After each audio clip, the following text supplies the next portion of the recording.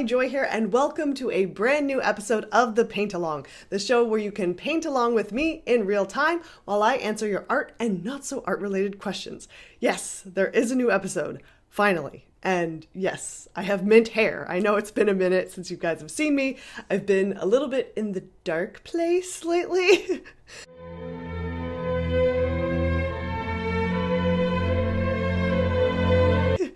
Which I think a lot of you guys have probably been in the dark place because the world is terrifying right now, and I really just wanted to play Animal Crossing and hug my dog, and I just didn't really feel all that motivated to make art, sadly. But I'm starting to come to a new normal, which I think a lot of you guys are as well, and I want to get back to what really inspires me, distracts me from life, and I want to share it with you as well.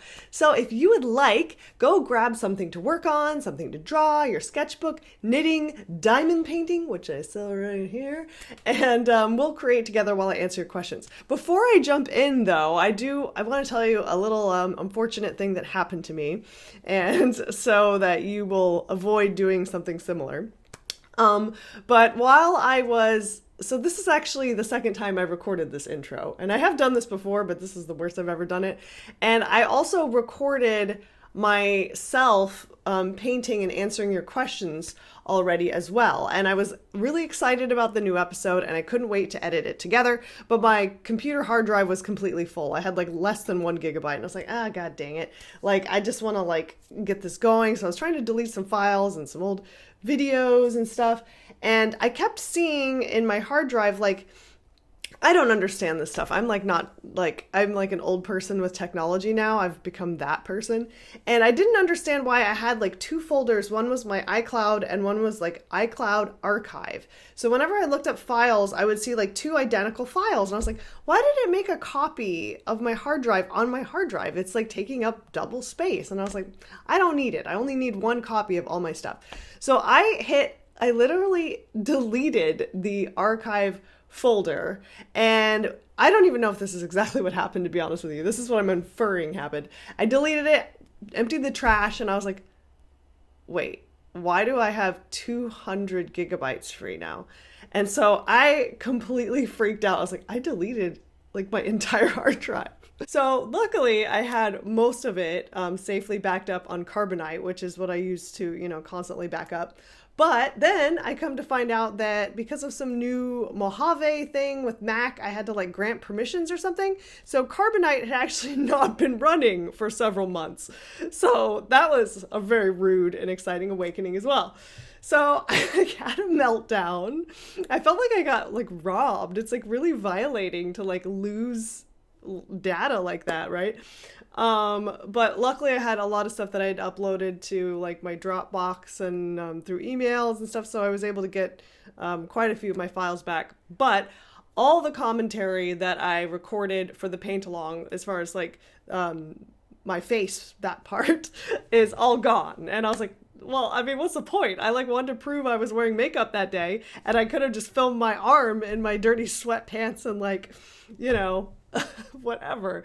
So I wanted to figure out a way to salvage this. So my plan today is I am still going to publish this paint along, because I was like, I guess I could reshoot it, but then the painting's already moved ahead, and there's something I personally, I like to kind of read the questions as they come, on a first reaction, because I don't like things to feel rehearsed or anything. I like it to feel very conversational and relaxed.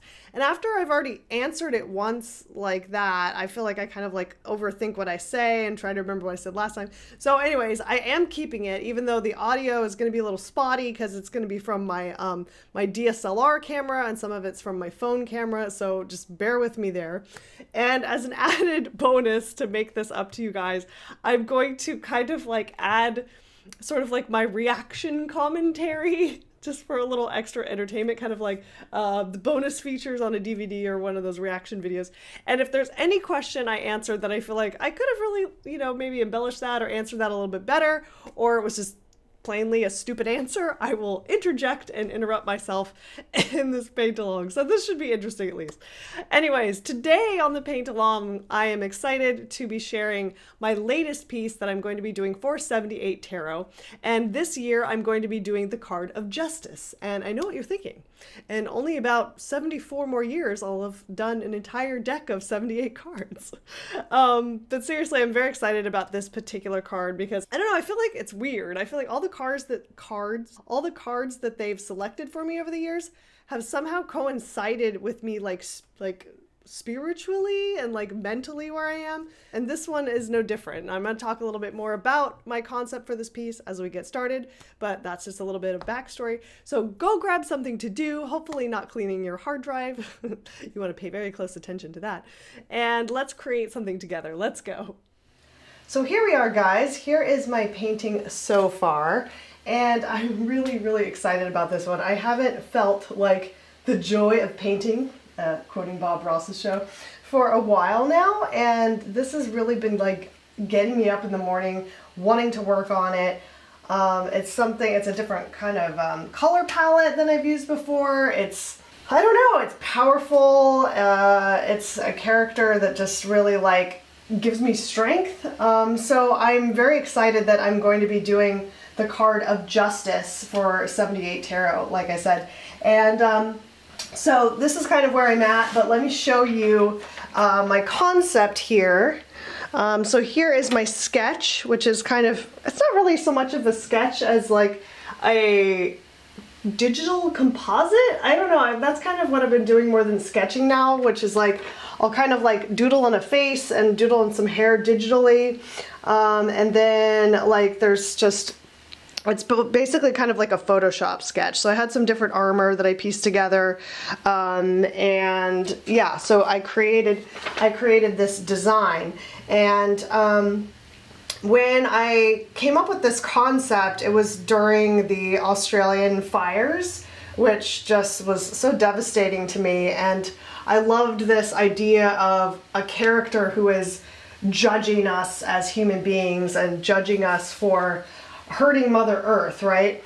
So that is kind of my concept. But then honestly, like, it really kind of started to take on more than that. I think it's more of this character that wants justice for people, for humans, for humanity, for equality, for Earth, for life, really.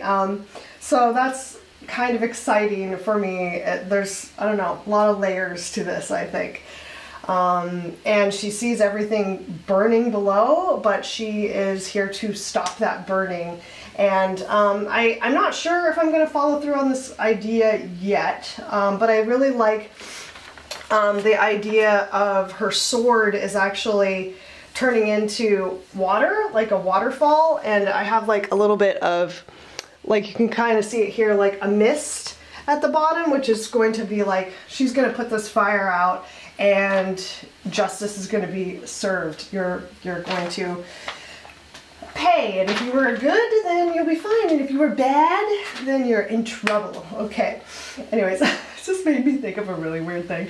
My sister has this weird relationship with babies, and when she'll see babies, I shouldn't tell you guys this, but when she sees babies in the grocery store, like the mom's like turned away, she'll be like, and the babies always start crying. I don't know, it's a weird thing she does to children. She should probably not be a mother, as I probably won't be either. Anyway, so the next step that I want to, so speaking of children, my first question that you probably have today is, where did you get that shirt? This shirt is a children's shirt. Yes, it is. I'm not ashamed of that. I wanted it, and I was like, what's the largest child size you guys have? Children don't even know what Sailor Moon is, so I'm like, let's waste it on kids. They're like, what's Sailor Moon? My 30-something-year-old mom used to watch it. Oh, I have to show you guys this too. Because speaking of children's items, I also have children's rain boots, or as some people call them, galoshes or wellies. I went into Children's Gap like years ago, and I saw these in the window, and I'm like, do you have those in a large child so that I may wear them? Yes, and they did, and I still have them. Anyways, I digress. Let's do some painting today. So the next thing that I want to do here is I don't really want to do anything, too literal down below here as far as like flames, because I'm keeping this silhouetted. This is kind of like trees and forest and animals here, and I don't know, it's a little bit more abstract. So I don't really want I don't want the flames to be too literal, so I want kind of like organic, slightly abstracted depiction of sort of flames coming up, and maybe just a little bit of haze, a little bit of smoke. And honestly, I'm kind of just gonna wing it, which is kind of like fun. It's fun sometimes just to paint like organically and not worry about it being like having to look realistic. So I'm gonna just experiment with that. Something I did do though, which is something that I like to do with my pieces now when I do stenciling. So this is a series of stencils. I guess I should have explained this outright. You guys know how clean I like to paint. I love clean graphic shapes, and then I love to do some modeling on top of them. So I've gotten really into designing shapes and then cutting them out of Frisket, which is a clear plastic masking substance that I mask off areas. I also use a lot of just regular masking tape, and I cut these out with X-Acto blades and scissors very carefully and apply them, and then I will use acrylic spray paint, mostly Montana brand, because they're amazing and they work so good with regular acrylic paint.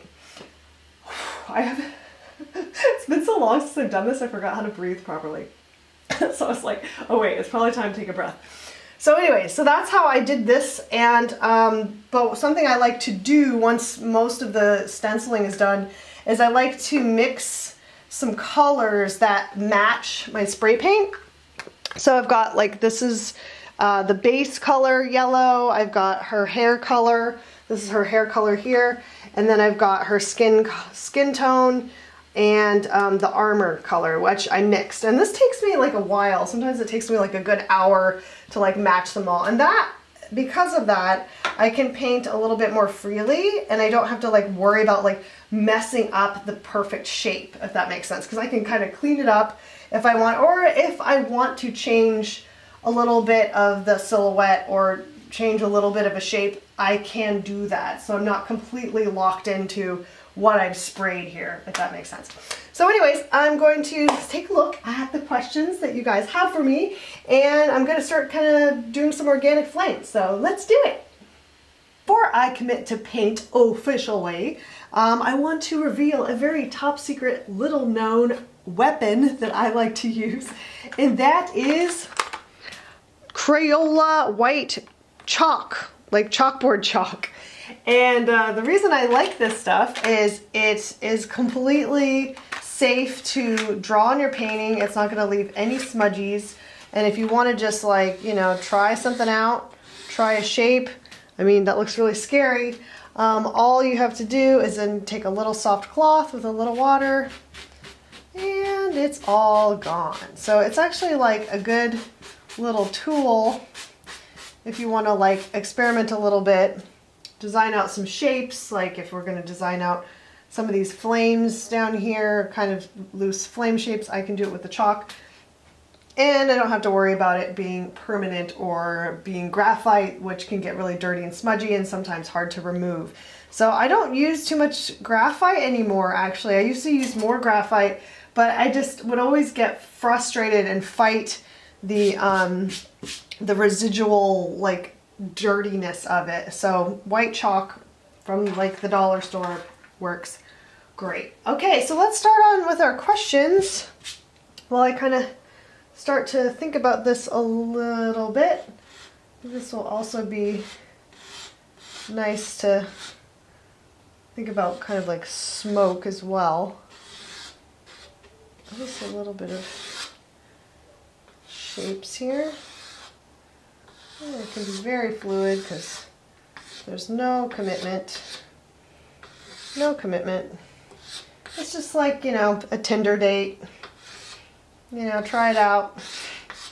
I guess Tinder is not really a thing right now, right? I mean, how is online dating? I've got a couple of single friends who are like trying to do some like Zoom dating and stuff, and I'm like, God, like it wasn't hard enough to meet someone. I swear to God. I just like, I feel for you guys, especially if you're living alone right now, that it just must be really weird and having to come up with ways of keeping yourself from going crazy. I feel you. Hopefully this paint along will be one of those things that helps you get along. All right, so my first question today comes from Cookie Cutter Planner. How are you doing, Cookie? It's nice to hear from you. Hello, I know this question may be asked a lot. Well, you never know. But how could someone like me, who has no connections and a full-time job, start working on selling paintings? I usually can't find the time to work on my platform, so I was wondering if there's any alternative or advice you can give. Thank you so much. Oh, Cookie. Cookie, that's a great question, and it's a hard one. And the thing of it is like, there's certain things that I know from my own personal experiences, but the truth is I don't know what will work for everybody. Like, being like super truthful with you guys. I know a few things that you can try, but everybody's like formula to artistic success is a little bit different, and it's a little bit organic. I think I've seen your work before, but I can't really remember. Like, your little icon looks like you do kind of like anime inspired work, so I'm not totally sure, I'm just guessing. But it really kind of depends on what type of works you do. Do you do fine art? Are you doing pop art? Are you doing surrealism? Are you doing landscapes? Because I mean, that could kind of make a difference if you want to be in the more of like the gallery scene. It doesn't really, right now, galleries, I mean, I'll take all these questions with a grain of salt right now, especially because COVID is making all of this stuff even harder, like not to kind of like, you know, stress you guys out too much. But some of this stuff is like, everything is on pause. So just think of this for the future, right? But if you want to do gallery type of work, that is mostly submissions. Most galleries have some kind of form. There's some that don't. Some are a little bit more exclusive, that want only people that have like a name already. So like, don't worry about that too much, like right away. You usually kind of have to like do a few smaller shows, I honestly think like coffee shops are like a great way to start. I started doing little tiny local shows I had 2 little art shows in consignment stores. They had like nice wall space and they wanted to host art for like kind of like a second Saturday tour thing.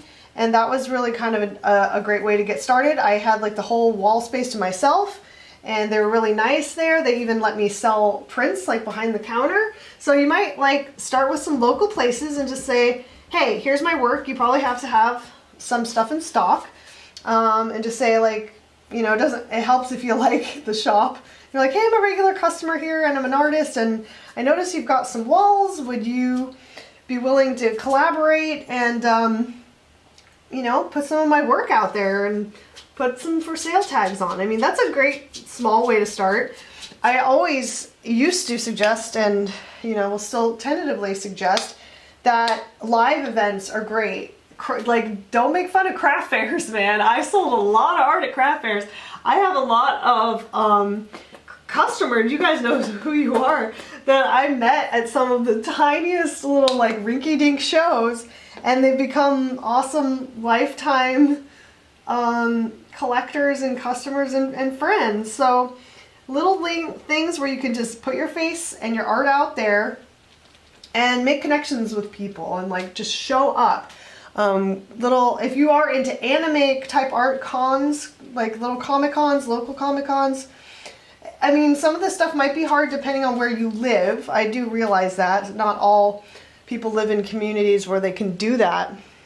But yeah, so when this whole COVID thing is over, I would suggest going out there in person and actually putting a face to what you do. I think that makes a huge lasting impression. And even if you're shy, just come up with a couple of standard lines and just be like, how are you? Can I help you find anything? Or like, do you have a favorite blank? Do you have a favorite anime? You know, like I would always do that. And especially people who have kids are always a great segue, because whenever I saw kids like browsing my booth or my table, I would be like, oh, I'd go to the little kid. I'm so manipulative. I'm like, which one's your favorite? And they go, oh, because kids love to be asked their opinion on things.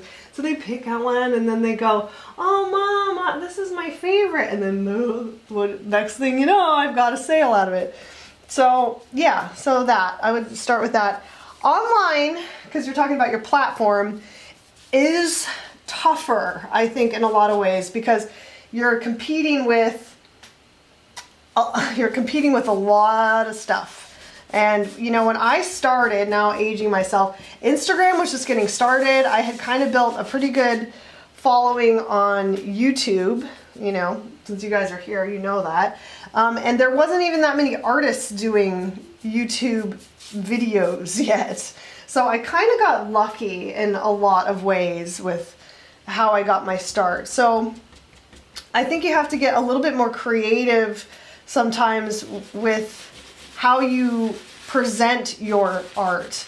So maybe they're instructional videos, maybe they're videos where you talk about why that anime inspired you, and a little analysis on the anime. Like mix it with maybe one more element that makes you unique, that you could find other like-minded people who would connect with your art. Does that make sense? Because I know there's a lot of good art out there, but sometimes I think it helps if you have one other little element. Like I do these types of videos. I talk to you guys, I just act like myself on video, and that can really be enough to connect with others and go, hey, I like that person and I like their art and I want to support them and buy their painting. So I know it seems probably like simple and maybe even too simplified, but that's really the answer. I hope that was like really long and hopefully you took some information from it.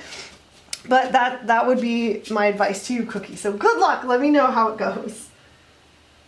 Okay, my next question comes from Hazel Eyes 64. Have you ever thought of repainting one of your older paintings and maybe putting some kind of new twist on it? Yes, I know I've gotten this one before, so I'll answer it quickly. I am actually, and I started one. The one that I most wanted to redo was the Three Fates, which was like such a small little piece, actually. They were just on those little tiny woods, if you guys remember that. And they were really popular subject matter, and I still like sell prints of those little guys. And I just was like, they're just not I don't feel my best work. Like I did them rather quickly and they were just on a really small scale. So anyways, yes, and I started a piece and I have a sketch. Insert sketch here. So you guys are first seeing it. I haven't gotten to work on it too much because I've had a bunch of, well, I haven't worked on much of anything, let's be honest. I was going to make up a lie, but then I was like, yeah, screw it. I haven't been arting all that much and it went by the wayside, and then I had a couple other art things that I like committed to. That is not, I'm trying to get a little splashy spray here, and it's like, I like to use a toothbrush for this effect, but I couldn't find one. So I'm just using an old paintbrush. Ooh, I love doing this kind of thing. It's just like, who cares? Go crazy. Get some little splashies on there. Q. What was I saying? Okay, anyways, yeah. So I did this sketch and I just never got back to it. So there it is, and stay tuned if you want me to finish it, because I'm pretty excited about it. Thanks for your question, Hazel Eyes. And stay tuned for the new Three Fates. Oh, look at this! Now we're making art, you guys! It's all over me. Do you guys remember my vintage quote? I said, it's not art until you have paint on your hands. And I kind of feel like that. I think that's why I'm not, like, I like digital, I like what digital has to offer, but there's just something about, like, getting in it, right? I don't know, something great about that. All right, my next question comes from Laura Fox. If you could pick any Disney film to make into a live action, which one would you pick and who would you cast in the leading roles? Ooh, that's a good one. They've made so many, so now I have to kind of like think about it. I just, for some reason, jumping to mind, I would pick Hercules, I think. I think Hercules is kind of one of the, like, slightly underrated. I love Hercules. It has really great songs, and I love Megara. She's actually kind of on my wish list of Wonderground characters to paint. I just don't know if she has enough fan base. I'm like, is there enough Meg fans out there that I should do a painting of her? Because, I don't know, I love her whole, like, attitude. I love the voice actress of her. It's just, like, this really great, like, I don't know, she's different than a lot of the Disney princesses, right? Because she's, like, kind of a villain in a way, and I don't know, I kind of like that aspect to it. Who would I cast? Who would be fun?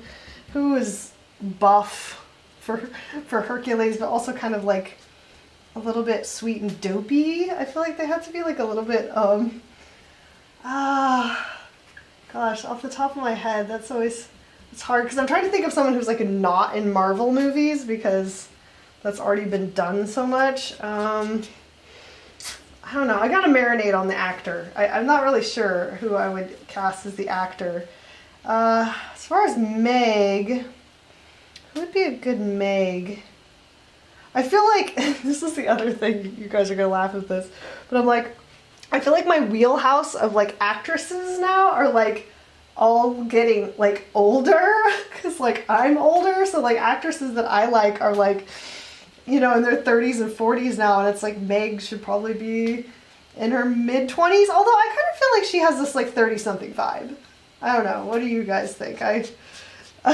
Somebody would have to have that voice. I think voice is really important to me, especially in when they make live action versions of the animated ones. That's the thing that always gets me.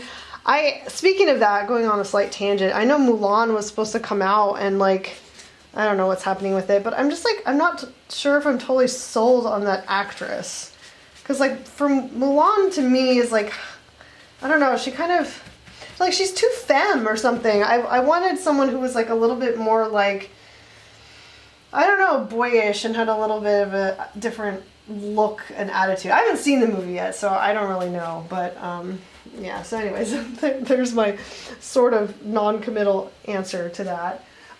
Okay, next, Moon Bun Illustrations. What's your favorite piece that you've ever created? You know what, I change my mind on that all the time. I think it's kind of like mothers, like depending on which child is being nice that week is their favorite. I don't know, I've had some that were worked out better than I expected, and some that kind of disappointed more than I thought. But a couple that I personally, I really actually love how most of my tarot card designs turned out. I think, ironically, I think this might be one as well. What a turning point piece for me was the High Priestess piece. I love that piece. A lot of detail work went into it, and all those masks, and it just came out so clean. It came out better than I expected, which never ever happens. If you're an artist, you know what I'm saying. And I love that piece. And then I followed that one up with La Morte, which is the skeleton woman under the water, which is definitely one of my favorites for sure. I'm really attached to that one for a lot of reasons. It came at a time that was kind of like, it was emotional, and I don't know, I'm proud of it. It's one that I don't, like a lot of my art that I look at later, I like get really nitpicky. I'm like, oh, that eye, that hand, that, you know. But I would say probably those two I didn't really have that feeling about, which was very nice. You know how hard that could be to get that feeling about anything. Okay, so at this stage, I've let this dry a little bit. I don't think this is showing up that different on this camera because it's kind of subtle. I just have like a little bit of lighter accents and some kind of smoky mist and stuff. I don't know. I have some weird lights going on. But anyway, now that that is dry, I'm going to do another mask over the skirt area. And I've kind of designed that out. As you can see here, it's going to be kind of like the the forest trees, and I've got the animals and the edge of the skirt. So I've kind of cut out some frisket already that I'm going to just stick on here. And because it's very tedious and it takes a lot of concentration, it will not be that interesting for you to watch. So I will kind of show you what it looks like. I'll peel it off and show you what it looks like while I answer a question really quick. And then I will have to carefully do this. So I have this pre-prepared over here. So the thing about this whole like masking thing is it kind of like tricks your brain a little bit, because you have to remember what part of the mask that you're going to use. So like in this case, I need to paint the skirt. So I have to apply the mask to the inverse, if that makes sense. So the mask is going to go here. And for something that's kind of intricate like this, is kind of difficult. So we'll see how it goes. But it works much better if you do it the opposite way. So in the case of like the detailing here on her armor, like all this kind of like relief pattern that I have here, I spray painted that color first. So this silvery kind of bronzy color, this was just one big flat shape that I did for that. And then I had the little stencil masks of these shapes, which I could just stick on top. And then you know, block off these edges and you spray paint this dark color on top of that, which is a lot easier actually. And I have gone about this the wrong way on a couple of other pieces. I'm like, oh God, no, I've got to mask the negative space, which is a lot harder to do, unfortunately. But in this case, since I have like, you know, the gradient on the background, I guess I could have done this in reverse, but I don't know, it just seemed kind of tricky. So anyways, we'll see how this goes. So I've got, let me see, ooh, I need a scissor really quick. Cut that. There we go. All right, so to show you what I'm doing here. So I've got this pre-prepared on the frisket. You can kind of see that. Hopefully that shows up. So there's that skirt edge, and then I'm going to take this and I'm going to find the position that I want it in, and I'm going to just stick it on my painting.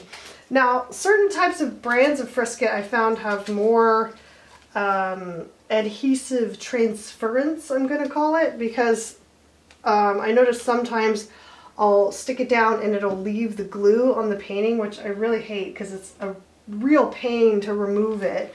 But I figured out that if you just like, sometimes you stick the frisket to your hand or like on your pant leg, you know, you might get some dust fibers on there, but you can wipe those off. Just get a little bit of the stickiness off and then stick it on. I've had better results and I don't get so much of the adhesive left over on the painting, which is just a pain.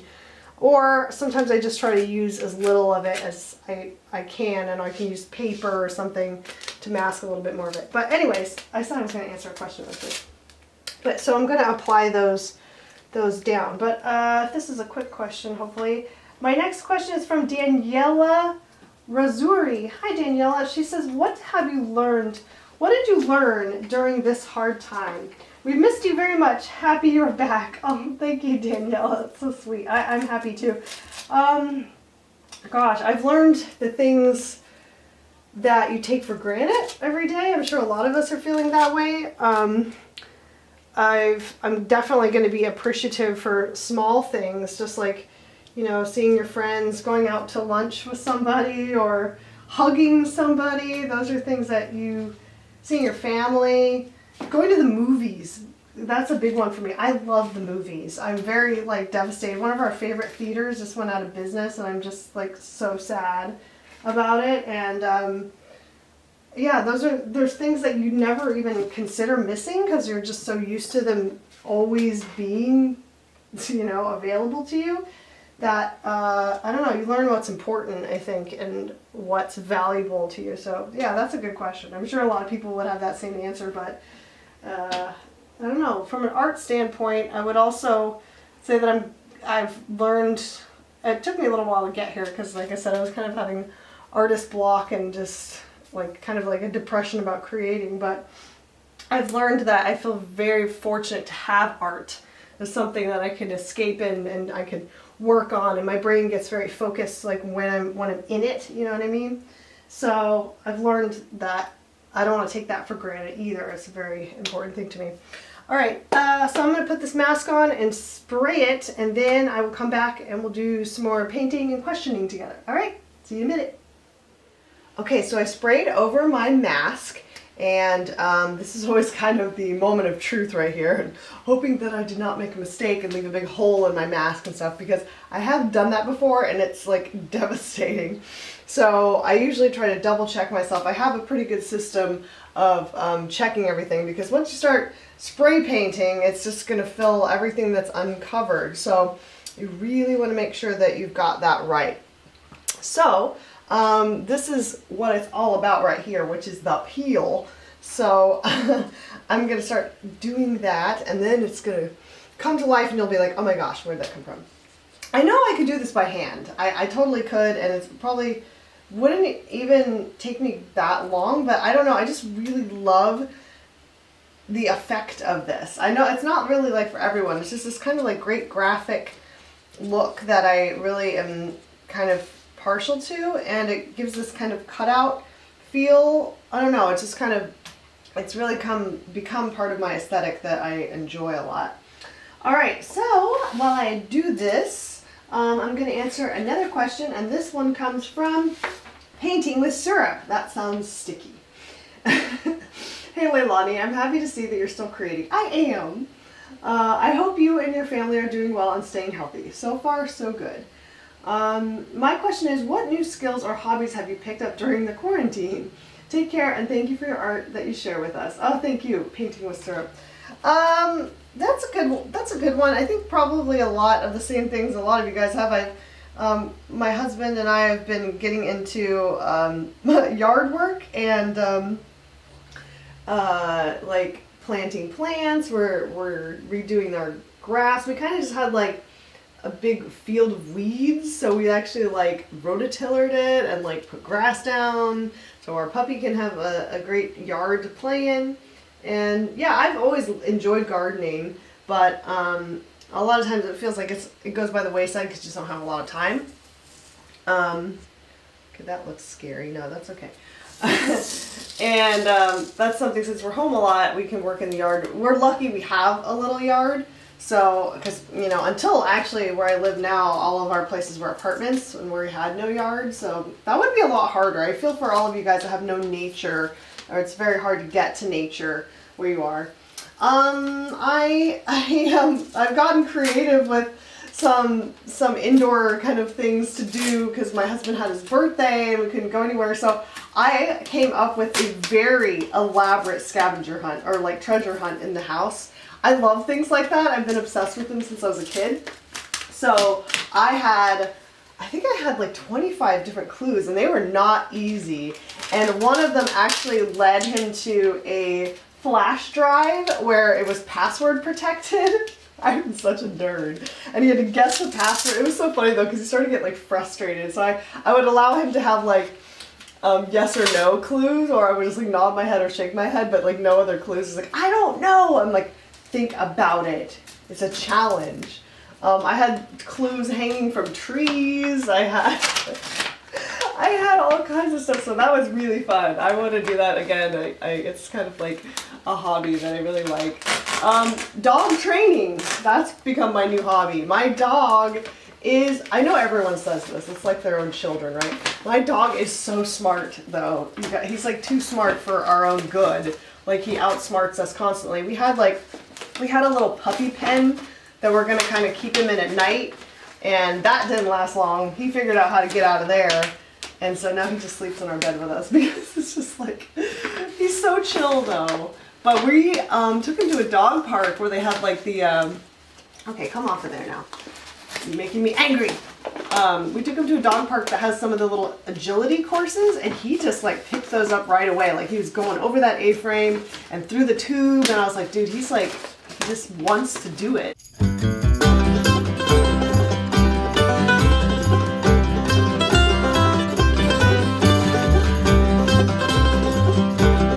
So we've had fun kind of teaching him a few things. You can, you know, sit, stay, come, and we started doing high five. High five. High five. Good boy. Good boy. Good high five. Good boy, Togo. And he actually is able to, we're working on this, but we have a couple of toys that have specific names, and we're teaching him to get that specific toy. So we have this little shark named Bruce. And we're like, get Bruce, and he will go in his little toy den and pick out that toy. It's nuts. So he's been really fun, and just playing with him and teaching him has been a very, very enjoyable experience. The last thing is, like I said, I played a lot of Animal Crossing. Maybe I'll insert a few of my Animal Crossing designs here. I'm pretty proud of. I built the RuPaul's Drag Race workroom. I don't know if anyone else has done this. I gotta just share this around because, like, I worked very hard on it, and so that's in my attic space. I have a cosplay sewing craft room in my basement.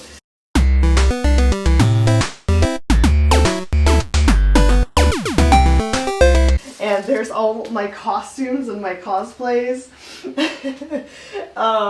Yeah, so Animal Crossing, and if you guys want something just super peaceful to like chill out with, and just, you know, it's actually really creative too, and there's zero stress, and you can actually socialize with your real life friends and invite them to your island and stuff. It's so much fun. So I highly recommend getting that. But thanks, that's a good question. Oh my gosh, you guys, look it, you can start to see. Oh my gosh, I love this so much. It's like a weird, it's like a fetish I have, honestly. I just love a good peel, right? I'm probably gonna need a chemical peel one of these days because I'm becoming an old lady. Oh, look at that. Yes. Okay, you guys need to get a little bit closer up for this, I think. Here she blows. Ooh, there, look at that little, wow. Dude, I did a good job. And it looks like I only got one tiny little spot there. That's okay. For the most part, like, if you do get like a little speck here and there, you can take a X-Acto knife and just kind of gently just like scrape it off, so it's not too big of a deal. The only thing you want to be careful of is you want to make sure you don't scratch or peel up the paint layer underneath. And if you're careful with this Frisket stuff, and like I said, if you remove a little bit of the adhesive and you make sure your paint layer underneath is completely dry, you shouldn't have any problems there. Alright, my next question comes from Admit Fiction. First of all, welcome back. Thank you. I hope you're doing well. I am, for the most part. For a question, have you been dealing with burnout during these crazy times? It feels rough at times to be creative and with all that's going on. Yeah, I mean, I think I already answered your question unknowingly so far on this paint along. I think it's been a bit universal. It's like, what do we do? You know, it's like, it's just very, at first, you know, I don't know about you guys, but like, I think at first it was like kind of fun in a way, not like to downplay anybody getting sick or anything, but it was just like, okay, this is an challenge accepted. Can I stay home? And I mean, like I said, I'm kind of an introvert anyways, so I'm like, hey, parties and gatherings are canceled, which was kind of like fun at first. And I was like, I'm just gonna art, I'm gonna play all the video games I hadn't gotten to play, and that was all good at first. But then you're kind of like, oh, well, you know, I kind of miss my, like, once like Mother's Day and Father's Day and people's birthdays started going by, that's when I think it started to feel a little bit more weird for me, because I'm pretty close with my family. We do a lot of things together, and we see our friends pretty regularly. We have a lot of artist friends, so they kind of live similarly, so we kind of try and make an effort to see each other now and then, because a lot of us work from home and you can just tend to get in a rut and be isolated. So yeah, I think, like I said, it's becoming a learning experience to figure out what our new normal is. And for me, it's like kind of like I kind of crave routine, I think, and it's like, okay, that's helped me a lot. Like okay, at this time my doggy needs his morning walk, and then he eats, and then I work while he's napping, and then my husband and I go get a coffee or we get some lunch and we eat out in the backyard, and then we feed Togo and take him for his evening walk, and we try to find some interesting like new places to walk just to like mix it up.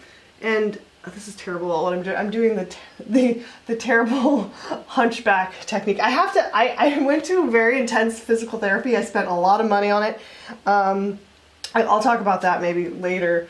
But I was like, oh God, I was like debilitated. So that was also part of my loss of creativity. I kind of forgot to mention that. It was posture, my posture, like I had posture sickness, I like to say. I'm gonna make a separate video kind of discussing this and like how serious it is, but I got to the point where I couldn't hold my own head up. My neck was so weak and it was so painful that I had to like wear an airplane pillow around, and I was just exhausted all the time. So I went to, this is getting sidetracked, but I saw a doctor after doctor. They couldn't figure out what was wrong with me. It was awful. I was dizzy, nauseated, headaches, migraines. And then I found this amazing place. I'm just going to plug them here, but I'll talk about them more in depth in another video, called the Stenciling Method. And they did a full online Zoom treatment for me. It was all stuff I could do to myself from home, basically, and I have made a full recovery. Like I still get like neck soreness, especially if I'm doing weird things like I'm doing right now, which is the prawn position. But I'm supposed to keep my neck stacked and like bend my legs when I need to do stuff like this. So I'm gonna try and do it more proper now so they don't watch my videos and scold me. Anyways, but yeah, I hope that kind of answers your question. I think we all just kind of have to figure out ways to keep ourselves sane and not constantly think about it. I kind of told my mom this the other day. She's like, well, I thought everything was going to be open. I thought everything would be done by now. And I'm like, I think it's safer right now for all of us to not have too many expectations of what's going to happen. We messed it up. I mean, to be honest, without getting too into this, we didn't do it right. This is like a group project and only some people did their assignments. So now we're all paying the price because of some people's carelessness. So it's just like, just try to follow the rules, wear your masks. It's not rocket science. I know you're bored, but like of all the things our ancestors had to endure in war and stuff, wearing a mask and watching Netflix and knitting is not that hard. So if we all do it, if we all stay away from each other for a couple of weeks, we could stop all this and start going back to normal. So anyway, that's my rant on that. You guys already know what's up, and I'm sure most of you totally get it. Yeah, okay, so almost get this last one off. Dee-dee. Wow, look at this, you guys. I haven't even gotten to marvel at my handiwork. Ooh, oh yeah. Look at that. So cool. Okay, let's get a back view so you can see. There she is. Oh my goodness, you can really start to see this piece now, right? That is when it really starts to get cool for me. So yeah, so next we're gonna, let's see, she's gonna be holding a sword, but I might just hold off on that for now. And I'm going to transfer, I think next I'm gonna go ahead and transfer her face on so we can get a little bit of the portrait started today. And then I'll answer a few more questions while I work in the face and hair area, maybe a little bit on the hands, and we'll go from there. Okay, so to do this facial transference, like face off, My favorite movie with Nicolas Cage and John Travolta. Oh my god, I don't know if I've discussed this before, but my husband and I have this like major guilty pleasure for Nick Cage movies. Like, the weirder the better. Like Vampire Kiss, like, oh my god, what was this one we found? It was like Otherworld, or I don't know. He's just like, the cagier the better. Anyways, okay, so to do this, so this is kind of like probably not really that efficient, but when I do my transfer, I just keep it, I attach it very firmly to the back here, to the back of my board. And then whenever you kind of just have to make sure that it doesn't shift like very much at all, otherwise you start getting some weird things. So we'll see if this is going to work, because I think it might have moved a little bit since I'm doing a lot of these different spray paint areas. But I've got a little chunk of Sorol transfer paper that I'm going to put over her face here. Da-da-da. And then I'm going to tape that there, like so. And then flip this transfer. And this is red Sorol that I'm using, because I kind of start to try to like choose Sorol that like works a little bit better with your color palette, just in case a little bit of it's left. And since her skin is like very warm, red just seems like a better option. White would be okay, but it might just stand out too much. And the white actually doesn't, it kind of smears around a little bit. And blue would be too cool, because I don't really have too much cool tones in there, so red seems like a good fit for this. Okay, so now I've got this in position, and it looks like it's pretty much stayed, because I can kind of tell that it hasn't, like and sometimes I will make marker, I will actually like marker where the tape is supposed to be, so that way I know it also hasn't shifted. Okay. Anyways, so while I'm going to transfer the facial features on, and it's probably going to be pretty simple. I have, this face is not that detailed, so I'm going to do a lot of the details, eyelashes, eyebrow hairs, and all that in paint, so I'm not stressing over it too much. Okay, Laughing Andy, what you laughing at, Andy? Asked, what's your advice on digital art? My advice on digital art is ask someone else. No, just kidding. It's not my area of expertise. I mean, I do it occasionally for different projects, but honestly, I think like digital art is so broad that I don't even know what advice to give you, because some people work completely like vector, some people are digital painters, some people do digital 3D modeling, that kind of thing. Just for like general illustration though, like if you're, or Procreate, Photoshop, anything that's a paint simulator, if you will. My biggest advice is like, don't think of it as digital. The same rules apply when you're working with traditional medium. And if you've learned those skills of painting, of where values go, where how to define your shadow shapes and color theory, and where warm and cool light is depending on your lighting, all of those are going to be exactly the same actually. It's just that you don't have physical paint in front of you, and I would argue it's a little easier to fix mistakes, and some things are a little bit more efficient. So I would just say, like, my biggest advice to all digital artists, I always say this, is don't expect the computer to do any of the work for you. Like, I've had a lot of the people, I mean, it does speed up some things, granted, but I have had some people sometimes like, oh, well, wouldn't it be faster to do it digitally? Not necessarily. You still have to make you still have to decision make, right, while you're working.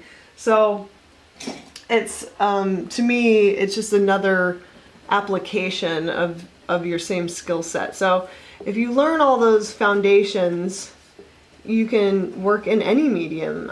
I've seen, like, Audrey Kawasaki's like an oil painter, and she's beautiful oil paintings. And she did some Procreate stuff recently, And like, I couldn't even tell it wasn't one of her, I mean, her paintings are so clean anyway, but I couldn't even tell it wasn't traditional. I was like, okay, that's goals right there.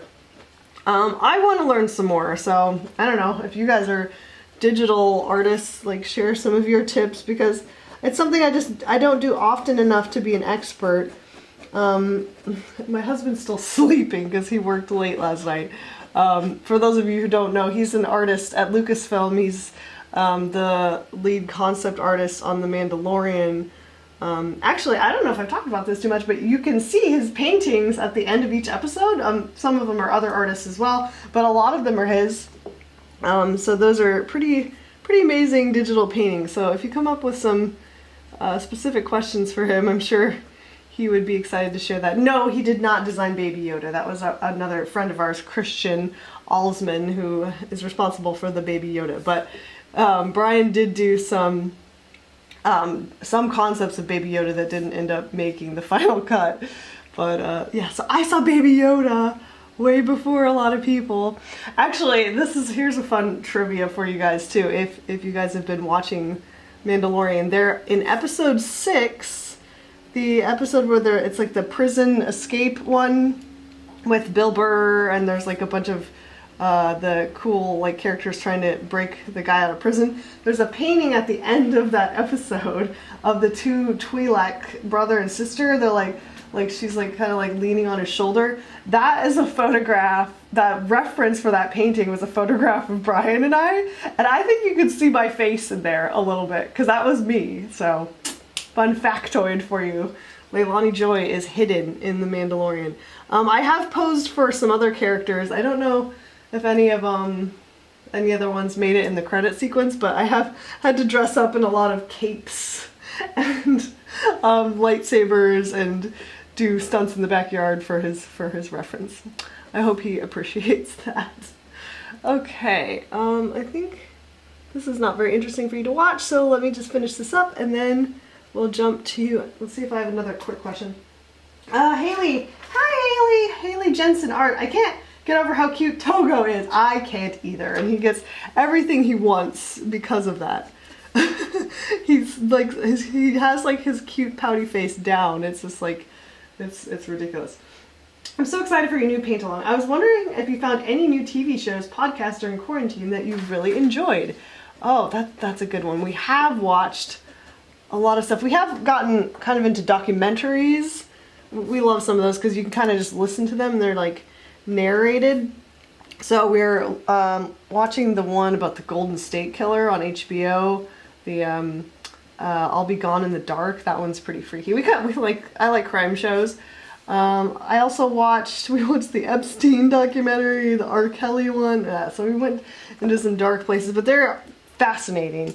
One we started that we like, I think it was on Hulu, was one called Devs, which is the Alex Garland project. If you guys aren't familiar with him, he did the Annihilation and Ex Machina. I love those movies. I'm big fans of those. And so far the show is kind of cool and weird, and we like sci-fi stuff. That's been a good one that we've enjoyed. Gosh, what else? Of course, RuPaul's Drag Race. I've watched a lot of that. Another favorite show of ours is Babylon Berlin, actually, and they have a new season that we need to start because we've been just dying waiting for that. So I recommend watching it with the subtitles because the actors are really good. That one is excellent. What else? I don't know. That's all that jumps to mind right now. I know there's been some other. Okay, a couple of shows I forgot to mention in this segment, which came to me later, which were really amazing, was number one, What We Do in the Shadows, the spin-off show from the movie. I didn't know if I was going to like it because I really love the movie, and I'm like, shows don't usually work. It is hilarious. It is awesome, and it is definitely worth a watch. I think it's streaming on Hulu. And the other one I wanted to mention is the new Unsolved Mysteries on Netflix. I mean, it was so good. I was completely hooked on it, and I really hope they make more of it. I mean, I don't want more people to like die and have unsolved murders, but it's really intriguing. And my husband and I spent an hour discussing our theories of like how the things may have happened, and I hope they solve them because, man, those are like some crazy stories. Anyways, what's that lady saying? Get back to it. Really Thank God we have all this entertainment, you know? That really helps. Oh, Pose was one I started that I love. Yeah, that's all that comes to mind. Okay, I'm gonna finish this transfer and then we'll go back to some more questions. Okay. Okay, so I'm done with the transfer, so we can remove this little paper. And it's not really much to look at. And you can see like maybe like my alignment is just like maybe a hair off, but that's okay with me because I can kind of clean up this edge with the hair color I mixed, because that cutout was probably not super perfect. So it's okay. I think the placement of the face looks correct with the rest of the body there. And so I am gonna go ahead and work with that. And you know, it's kind of like the inverse. So the line work is lighter than it's intended because it's supposed to be dark. So it looks a little bit weird, but it's just a guide. So like, don't freak out, because sometimes I go, ugh, it looks ugly. Then I've also got to work from, I've got some really nice portrait photo reference. So here's my little sketch. I've got some beautiful women with kind of a similar like tilt of the head. This is kind of what my sketch was based on. I like this expression a lot, but there's also some nice color reference and kind of lighting on some of these other ones. So I can kind of borrow from that. And this isn't on my question sheet, but it's something I get asked a lot. And it's like, well, how do you paint different skin tones? I get a lot of artists get asked that, I think. And honestly, like, it's totally the same as painting anything else. All you're looking for is basically the color of the highlight, the color of the light areas, which in this case is like a really kind of light peach, orangey peach. And then you look for like the mid-tones, which is very red in this example, like a rust kind of color. And then you look for that shadow color, which has actually got a little bit of violet in it. It's a little bit like a dark violet red. And then mix those colors. This one's got a little bit more gold in it, a little bit more saturated orange, but a lot of that is just lighting too. And this one's a little bit cooler, which I probably am not gonna go too cool with it because this painting is very warm and the base color is very warm. So I'm probably gonna actually, even though I like this angle, I'm probably going to key my colors a little bit more off these two portraits. So that's kind of all you have to think about, and not really worry so much about like, oh, you know, this person has this coloring and this, I'm only comfortable with painting this. It totally doesn't matter. It's the same exact principle. No matter what their skin tone, and everybody is like slightly different skin tones anyway. Some people have more cool light blues undertones, and some people have warm undertones. Some people have olive undertones. So just kind of look for that, and don't like think of it as like something separate from what you already do, if that makes sense. All right, so moving on to another question from Stephanie Likes Cartoons. Stephanie just says, bravo, sending much love and happy vibes your way. Thank you, same to you. I hope you've been well. Next, I've got a question from Bright Burning Girl. Oh no, I will send the fire department, all of them if you like. Hey, happy you're back. Just wondering if you ever do that draw this again type challenge, and how has your style and to see how your style has changed. If not, what do you see, how do you see your progress as an artist? I think I answered that earlier, that I was going to do a paint this again, I'm calling it, of my Three Fates piece. That's something I really want to do, because I think that would be a great example of how my style is upgraded and my skill set's upgraded. I kind of think of like, it's not really, but like kind of, I feel like my piece Ophelia and Lamort, like I kind of purposely kept Ophelia in mind when I was doing that piece, because it's one of my favorite pieces, and I thought it would be kind of interesting to do. Sorry, email. Homestar Runner humor. Sorry, no one under 30 probably knows what Homestar Runner is. Yeah, so that was kind of an experiment of taking that subject again and like kind of reimagining it, sort of. So that to me, I think was, I would like to do them more, but like you guys know, like how my art is, like I don't like do a whole lot of like just free time fun art, which sometimes I wish I did, but like when I'm not working like on a piece for an assignment like this or something, I kind of like want to do something else, so I don't always like have time to do those little like drawing like prompts. I started one of those 6 fan arts that I should show you because it started out pretty good. I was trying to do it without reference, which was probably just, I don't know why I was trying to make it so hard on myself, but I got some kind of interesting results. I didn't finish it though, but I can maybe share with you. I don't know. I'd like to get back to it because I was having fun for a while.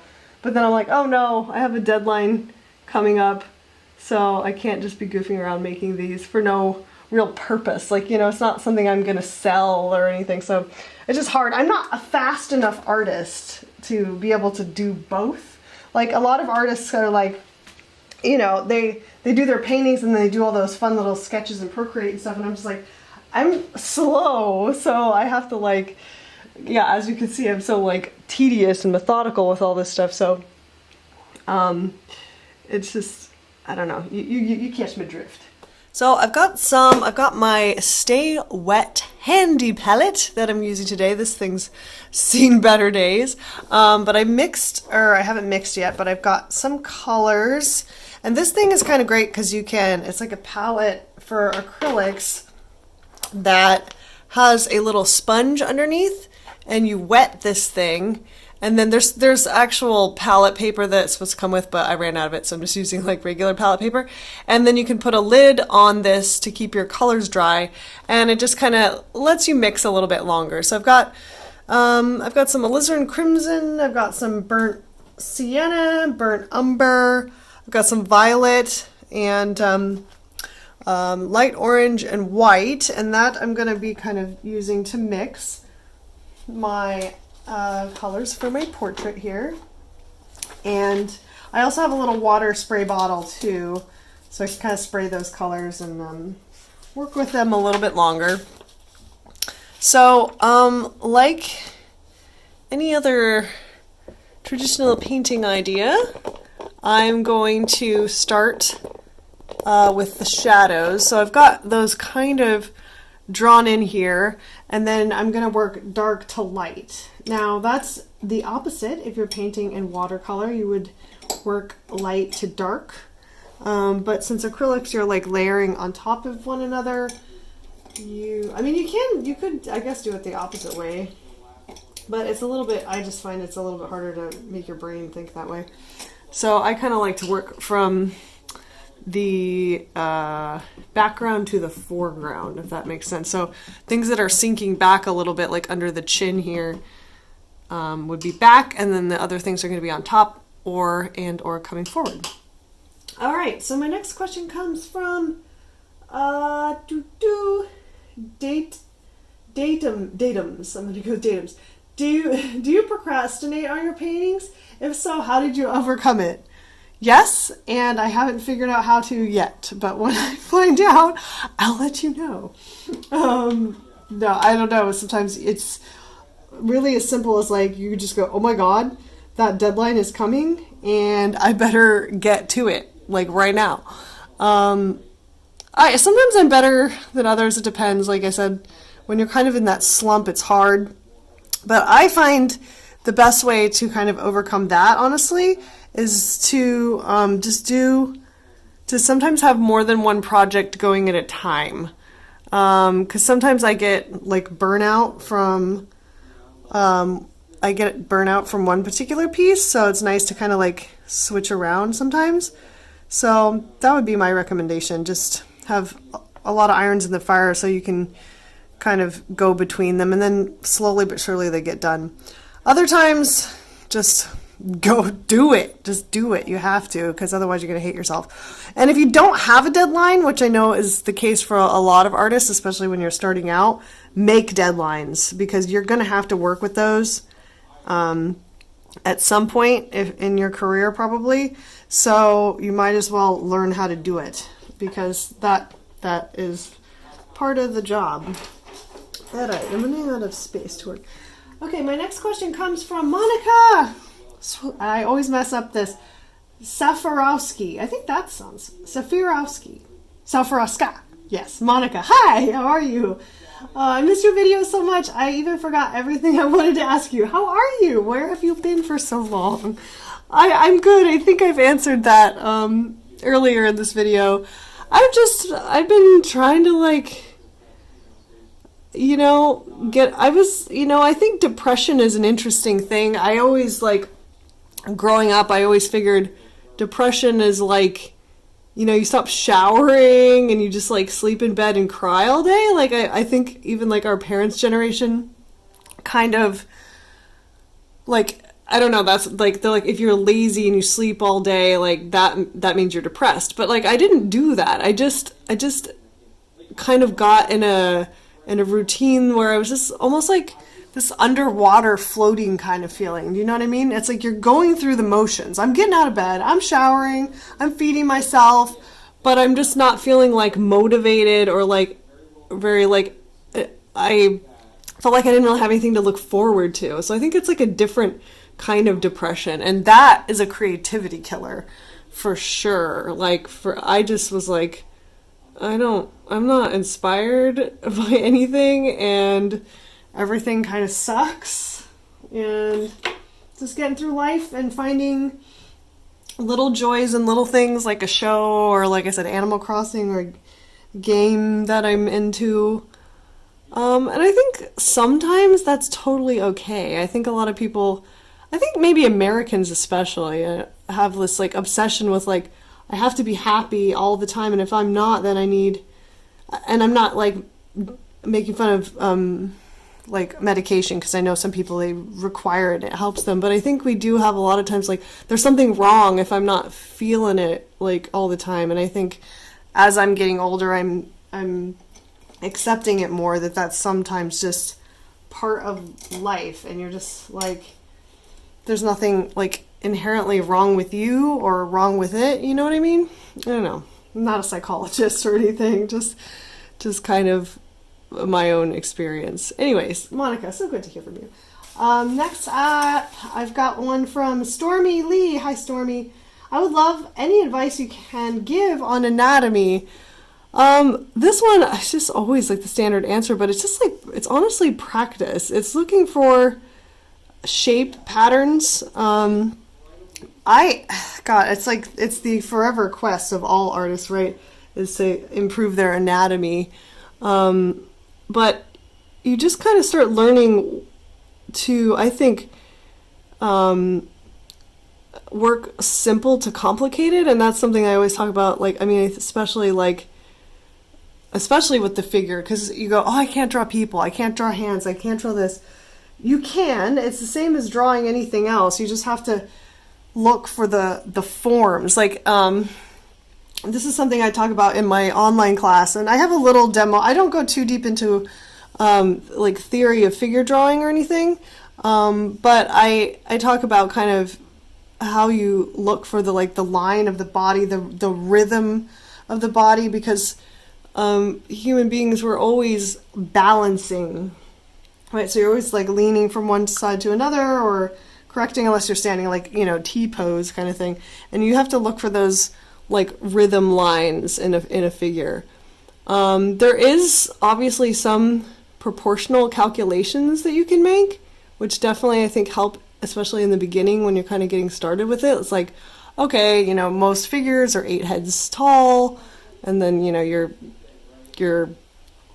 hands line up with your knees or whatever whatever the rules are, I forget.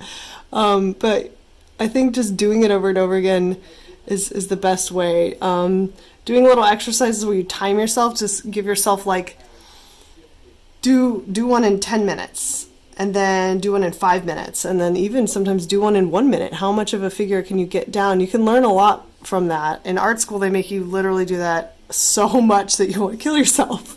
But it does kind of teach you to look quickly and study those shapes and look for those shapes in there.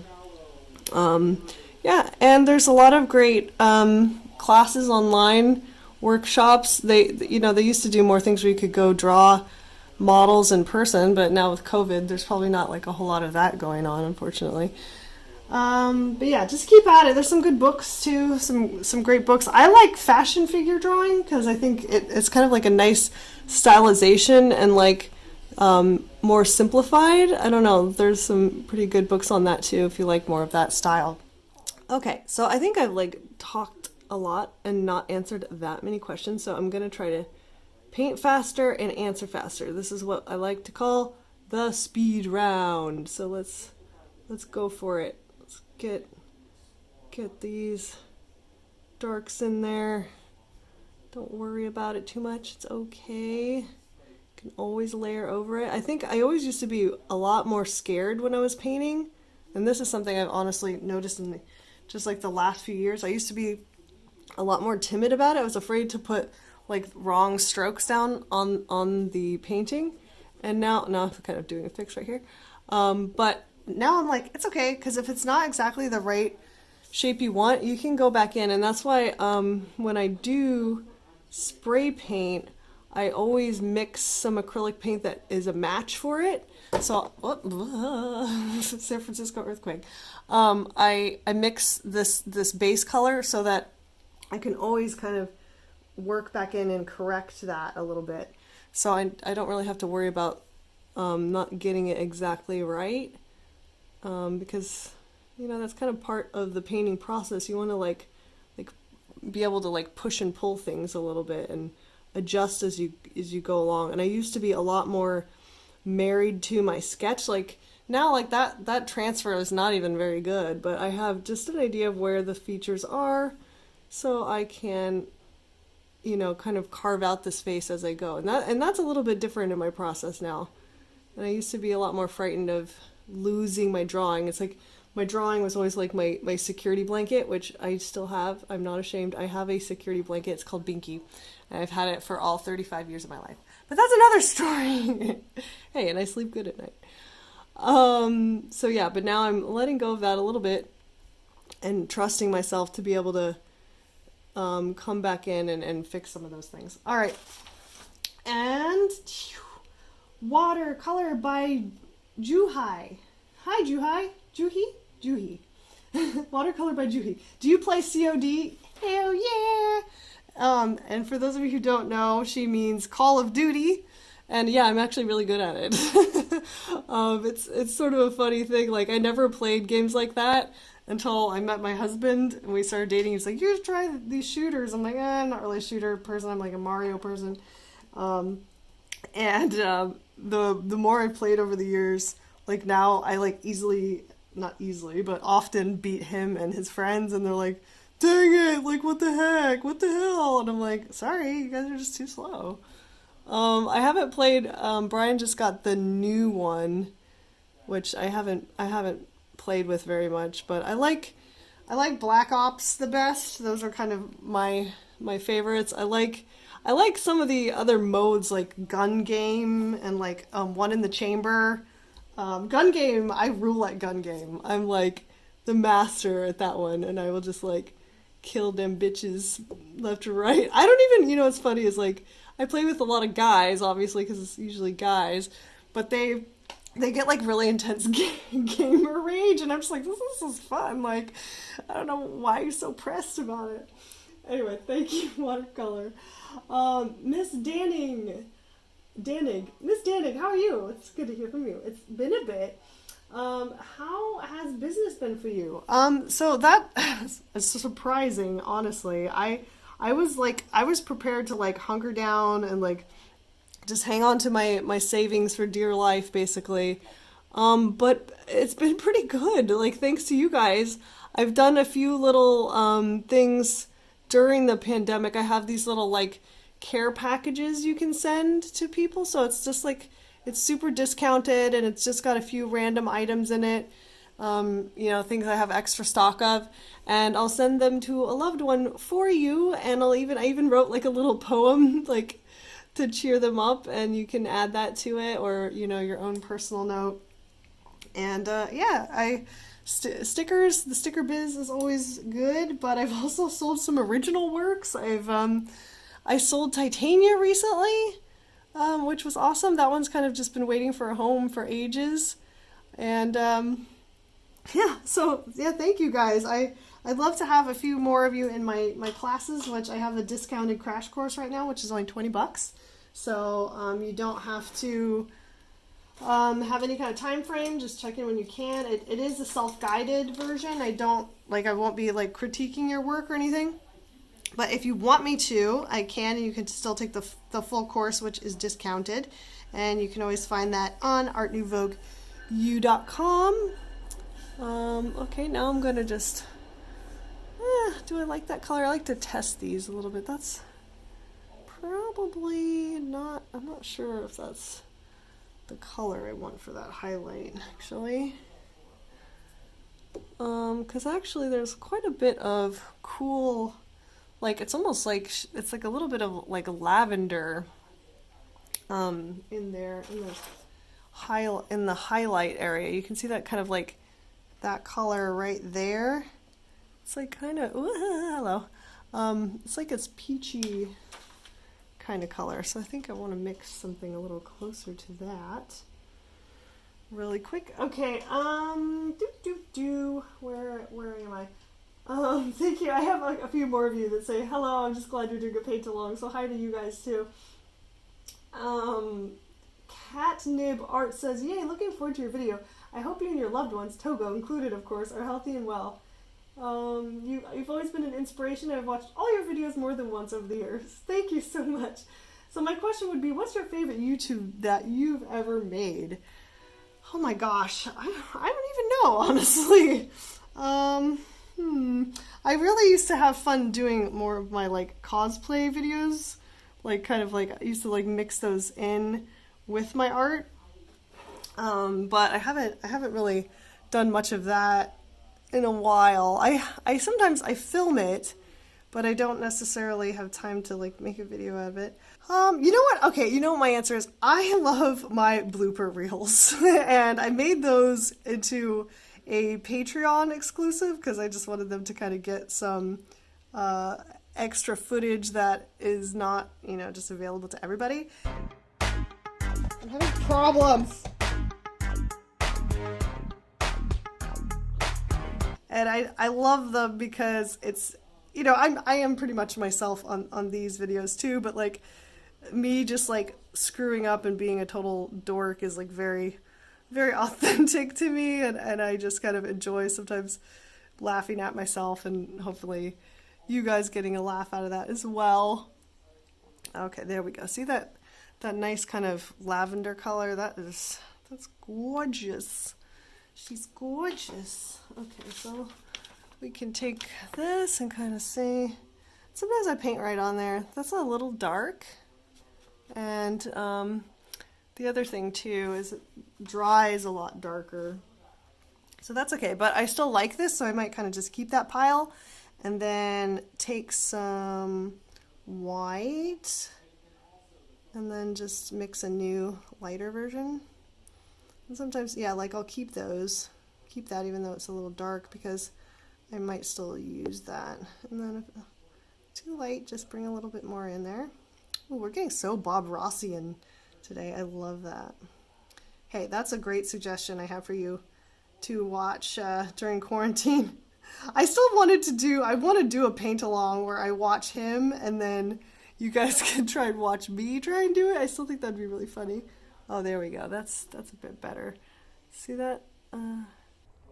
Okay, I have no idea how long this paint along has been. So I'm going to try to do 10 more minutes, and I'm going to do a speed round of questions. So I'm really going to put myself to the test here. And I'm going to try to answer 10 questions in 10 minutes. Okay, it's 3:13 now. So, and I'm going to try to paint as much in as I can at the same time. Okay, here we go. Question 1. Lost Dreams Illustrations 1995. Hello, glad to see you're back. Thank you. Do you have any top tips to who wants to run their own business? Top tips to run their own business. Stay true to yourself. Stay authentic. Kind of like what I said to Cookie in the beginning, try to come up with like a slightly unique perspective on what you have to offer through your work, and just keep it very authentic. Okay, let me just stop you right there because this lady is going on a tangent and she's not really answering specifically this question about starting your business. I was kind of like thinking more about like branding and like, getting your art going. But I want to answer this one a little bit more specifically for Lost Dreams and give her my top 3 business tips really quick. The first tip I would give you is make a clear goal for yourself. So what is it that you want to sell? What is your product? What is your customer base? And what other types of things does that customer base like, for example? So like if they're into fantasy, if it's gaming, if it's anime, if you're in that realm, what are those customers like? What is their ages? Where do they lurk online? Where do they lurk in person? Are they at cons? Are they at galleries? Think about that kind of thing. And what do you want to sell? Do you want to sell your services? Do you want to be an editorial illustrator? Do you want to sell your design sensibilities? Do you want to do concept or design costume?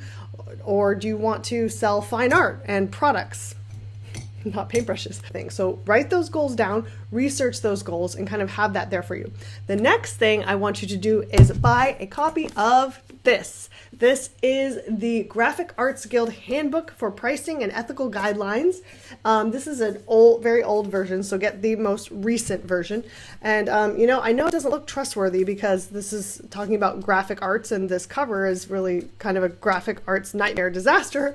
But this book contains really everything you need to know about the business side of things, from sales and taxes, from record keeping track of stuff. So this is like super, super important. I know it's like reading a VCR manual, okay, a DVD player, or I don't know, reading some kind of manual. I'm trying to think of something not outdated. But this is a really great thing, at least to skim over and see what stuff applies to you right away. So pick up a copy of this. The third thing I'm going to recommend is figure out what you need to do from a legal standpoint to operate your business. So in California, I have to have a California sales permit. That means I have to pay sales tax on everything I sell.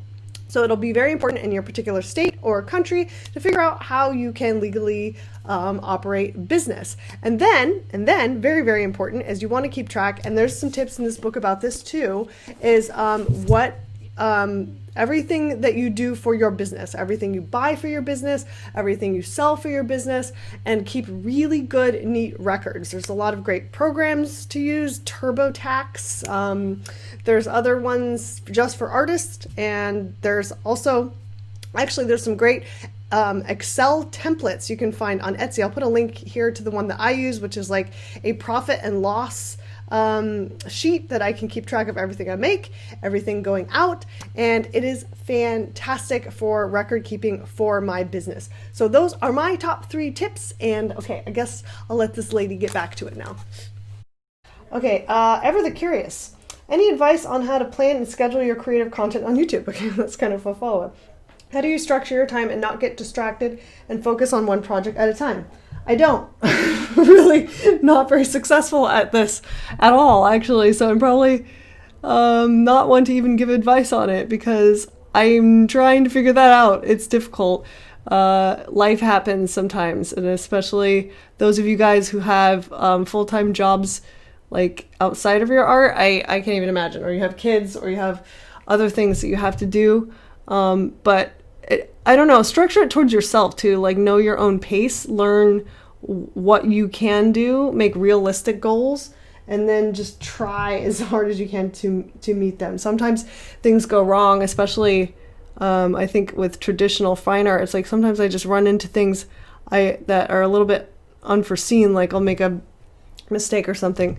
So yeah, I don't know. Nobody's perfect. Be forgiving on yourself too. Okay, Ever the Curious also want to know, how do you keep depression, do you have any advice for artists at this time to help keep depression at bay and ways to contact with other creative people? I think I kind of talked about that quite a bit too. Like I said, just be forgiving of yourself. I think it's okay that a lot of us were going through a time where we did not feel very creative. But on the same token, set a little time aside for you every day to do that. YouTube is great. Like I said, I still think it's a good place for artists to connect. Twitch is a good platform too. I think that's a really good place to hang out. And I want to do that again. Sometimes it takes me more organization to get ready for that, because like in this case, I'm breaking this up over like an entire day, actually 2 days. I didn't shower or change clothes. But it's a little harder for me sometimes to be fully ready for a Twitch stream and actually have something to, show you guys progress on, because I sometimes run into steps where I need to focus or I need to spray paint and stuff. So it's not like something I can do on camera. I have to split away from that. Okay. Nicole Gentry. Hi, Nicole Gentry. Happy you're back. You've been missed. You guys are so sweet. Thank you. It really means so much to me that like my presence is missed, because I know there's so many good artists and videos out there. So thank you. It really makes me feel good. Any changes to your art process since you last updated us? Yeah, I didn't make any. Also, are there any new artists or materials that you've been loving recently? Yeah, oh gosh. I had one. Shoot, I can't remember off the top of my head. I know there was one that I just came across. I'll insert it into this video somewhere in here, because I have to look it up. But I did find some new inspirations that really made me want to do art again. As far as new materials, this is like a random new material, but my aunt got me these tweezers that have a flashlight on them. And she thought it was like for plucking out my old lady hairs, which I could also use it for that. But it's also amazing for my frisket technique, so I can apply little tiny things of frisket and pull them off. So that's like a tool that I really love right now. And another secret tool that I love is not an art supply, it's a cleaning product. It is the Mr. Clean Magic Eraser. This thing is awesome. If you get smudges or like just little areas of paint that are kind of like rough, because it's actually just super fine sandpaper. So that's like an art tool that I like. Children's chalk and old lady tweezers and the magic eraser. That's my art process in a nutshell.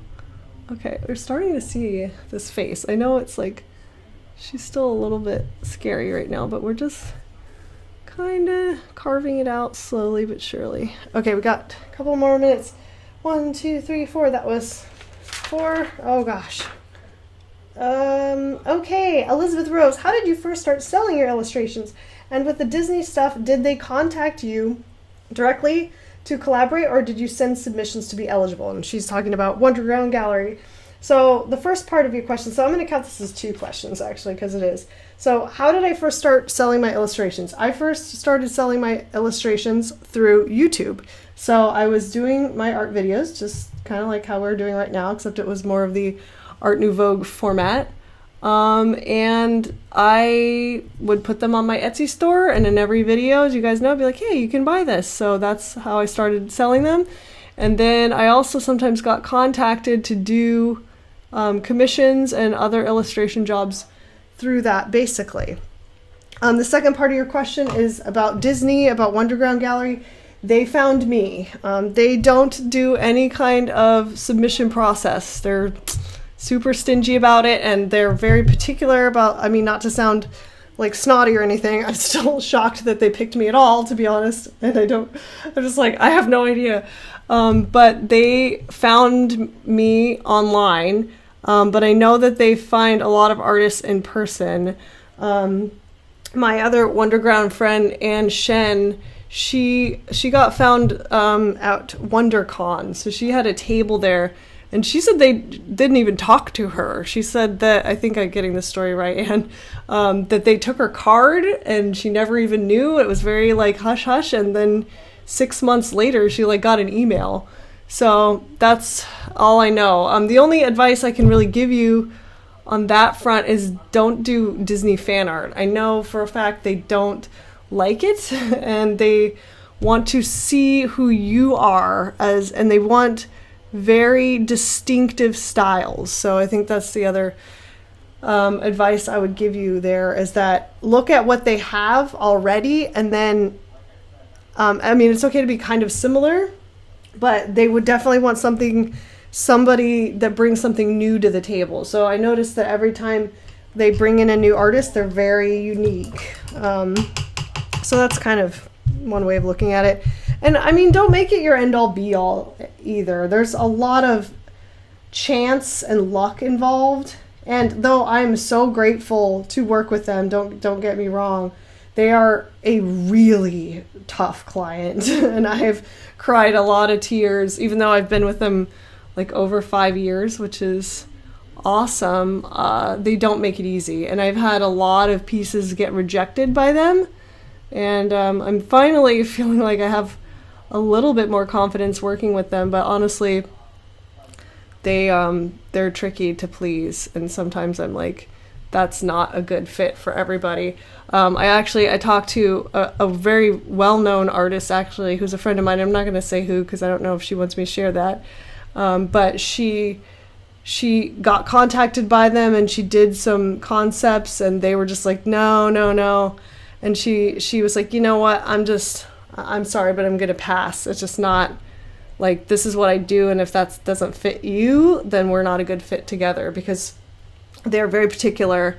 And though they want your personal voice, they also very much want it done in a very specific way. So it's very challenging to ride that line, because I would get things like, that's not correct to the character. And then they even once said, we see no personal style. And I'm like, well, I'm trying to be correct to the character and have personal style. It's really hard. Anyways, I don't want to hate on them or anything, because, they employ me and I'm very grateful. But you know how it is. It's like the grass is always greener on that other side, but you never know. All right. Oh, I'm running over. Okay, I've got a couple more. Lazy Cakes, how are your guinea pigs? Oh, I have some sad news for you, Lazy Cakes. I lost both of them in 2019. So Boo passed away in April, and then I lost Bam, I lost in the last of November of last year. He made it to my birthday, which was awesome, and he went peacefully and beautifully while I was hugging him in my arms.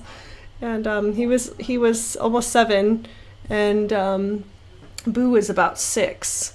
So they actually lived a pretty full lifespan for piggies, and I miss them. I still miss them very much. They're great pets. But now I've got my Togo, so it's all good. Oh my gosh, this face looks so scary because I'm trying to paint quickly.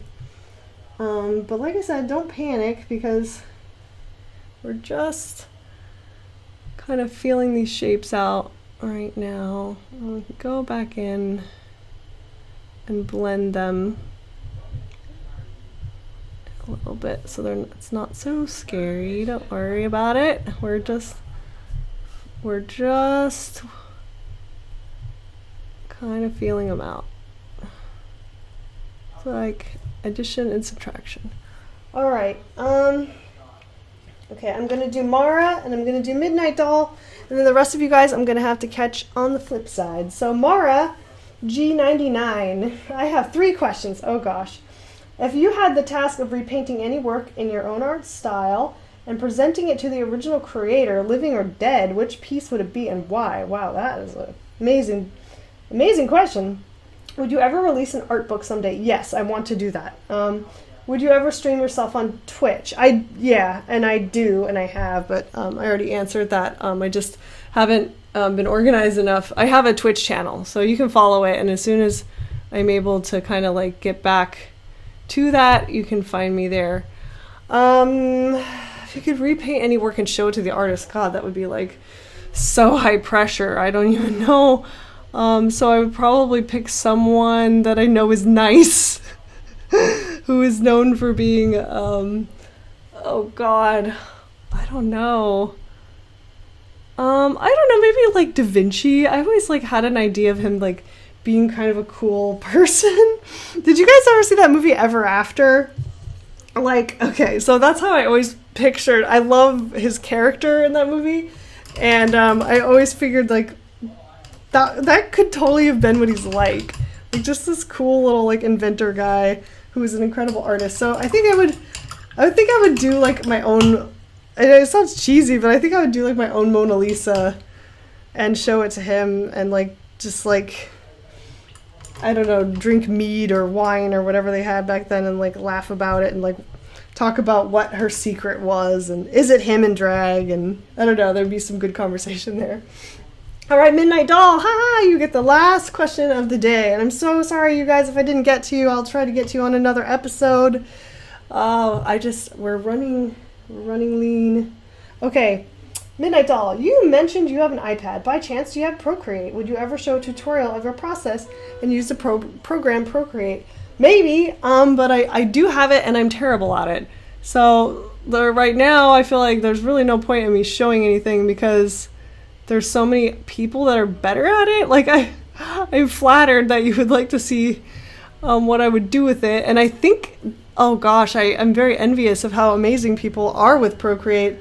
I think there's like so much potential with it. And like I said, I saw Audrey Kawasaki's work recently, and it looked so much like her paintings that I could barely even tell the difference, which I was like, dang, that's cool.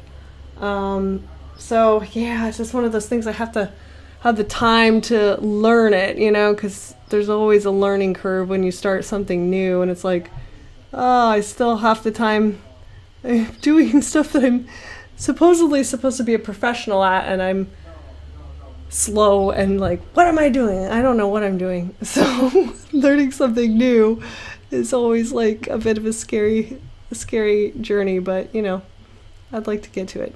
Okay guys, well, let's zoom out for a second and take a look at where we are with this. And there we have it. There's my little video thing. It looks better far away, I think, actually. Face needs quite a bit of work, so I'm going to keep working on her portrait, but I'm loving the skirt and loving where the armor's going and the hair. And yeah, so I think we'll wrap it up for now. Okay guys, well that's it for me on this episode of the Paint Along. I hope you enjoyed it, even though it was a little bit funky. Thank you for a big forgiving of my technical difficulties. If I didn't get to your question today, I'm so sorry, but I will definitely try to get to it next time, or you can always ask me again if I somehow missed it. Anyway, stay tuned to see the completion of this piece that will be coming out later this year with the new deck, 78 Tarot Ecological, and you can follow 78 Tarot on their social medias here, and you can order the previous decks on their website at 78tarot.cards. Yeah, it's .cards. Like, that's just like super cool, right? Anyways, I hope you guys all stay safe and healthy out there. Thank you for all the sweet messages. And like, honestly, it just made my day to hear from a lot of you guys I haven't talked to in a while. And I hope to make some more videos and be with you guys again very soon. So take care, and I will see you guys later. Bye! Someone's knocking at the door during my film taping. Who could that be? Hello? Who's there? Who's there? Oh, we have a visitor. Didn't you read the sign? It says Mommy's recording. Mommy's recording. You're knocking on the door.